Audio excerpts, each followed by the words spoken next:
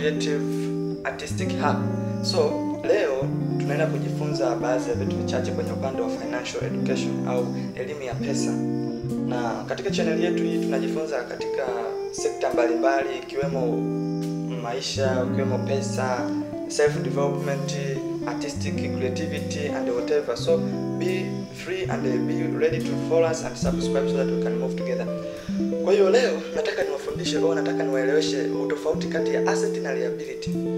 Kutoka kwenye kitabu cha mwana falsafa kwenye upande wa mwana falsafa ni financial educator anaitwa Robert Kiyosaki from American nchi za nje huko. So alielezea kwamba katika upande wa financial education au upande wa elimu ya kifedha kuna vitu viwili ambavyo ni muhimu sana, unabidi uvijue wewe kama kijana au wewe mtu yoyote yule unaweza kufanya biashara au yoyote mtu ambaye unatafuta pesa, kwa sababu pesa ni muhimu na lazima tuitumie. So lazima ujue vitu viwili. You have to know the meaning of asset and the meaning of liability. Inabidi ujue utofauti wa asset na tofauti wa liability ni nini. Ukiambiwa asset ni nini na liability ni nini. Kwa hiyo leo tunaenda kujifunza maana ya asset kamili na maana ya liability kamili katika hii podcast. Kwa hiyo bila kupoteza muda naomba uniruhusu nianze na maana ya asset. Maana ya asset ni short very simple way. Yaani haitumia hata nguvu nyingi kuelewa. Hata ukiwa hujasoma, hata kama hujaelewa Kiingereza. Asset ni kitu chochote kile kinachoweka pesa mfukoni mwako. Chochote kile kinachoweka pesa mfukoni mwako. Yaani pesa inatoka nje inaingia mfukoni mwako. Hiyo ni asset. Lakini kitu chochote kile ambacho kinatoa pesa mfukoni mwako kinapeleka nje, hiyo ni liability.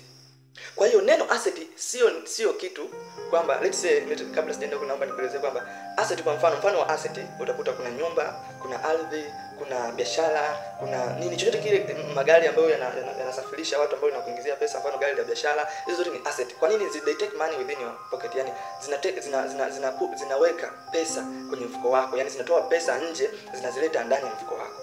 Kwa hiyo hicho kitu ni asset. Au hata una marafiki zako ambao wao wanakusaidia, mnasaidiana kwenye biashara, maana wanakusaidia kwenye utafutaji, ina maana wanakusaidia kwenye kuweka pesa mfukoni mwako, wao wanaweza kuact kama asset for you. Lakini chochote kile sijajua ni nini, lakini so long as it puts money in your pocket, so long as inaweka pesa kwenye mfukoni mwako, basi hiyo ni asset kwako. Hiyo ni maana kamili ya nini ya asset. Lakini pia liability, chochote kile ambacho kinatoa pesa mfukoni mwako kinapeleka nje, hizo umeiona au hujaiona, hiyo ni liability kwako. Na watu wengi sometimes tuna confuse au tunachanganya, tunaanza kujiuliza, kwa hiyo hata watoto ni liability au familia ni liability au nini ni liability? Liability sio kitu ukalili kwamba gari always ni liability, kwamba nyumba ya kuishi always ni liability, kwamba nini nyumba ya kuishi, kwa sababu tukiangalia kwenye mifano mara nyingi tulikuwa tunatoa mifano hapa kwamba liability ni nini, unakwambia home to live, yani nyumba ya kuishi ya nyumbani ni liability, kwamba gari ni liability. Liability sio kitu. Liability, what it turns something to be liability, yani kitu kuwa liability au kitu kinachotoa pesa mfukoni mwako, it is cash flow, yani pesa inaenda wapi, yani kile, kwa mfano gari, nikiwa nimenunua gari la biashara, gari la taxi ile inayosafirisha watu, nampa mtu anaendesha, alafu jioni ameletea hela, napiga mahesabu, natoa matumizi nini na namlipa naye na mimi napata. Hiyo ni asset, ni gari ile lakini ni asset kwangu.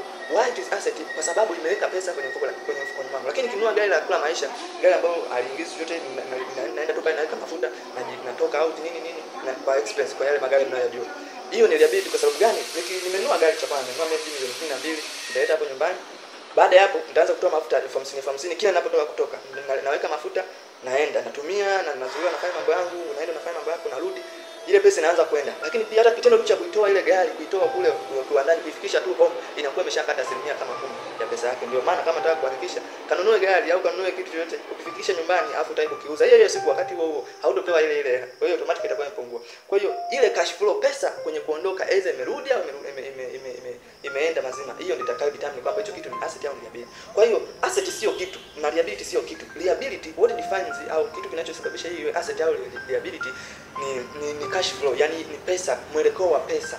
Pesa ikielekea nje kutoka kwenye hicho kitu, yani imesababishwa na hicho kitu, pesa yako itoke nje, hiyo ni liability. Kama pesa imerudi ndani, hiyo ni asset. Tukirudi kwenye mfano wa nyumba ambao watu wengi wanapenda kutumia kwamba ni liability.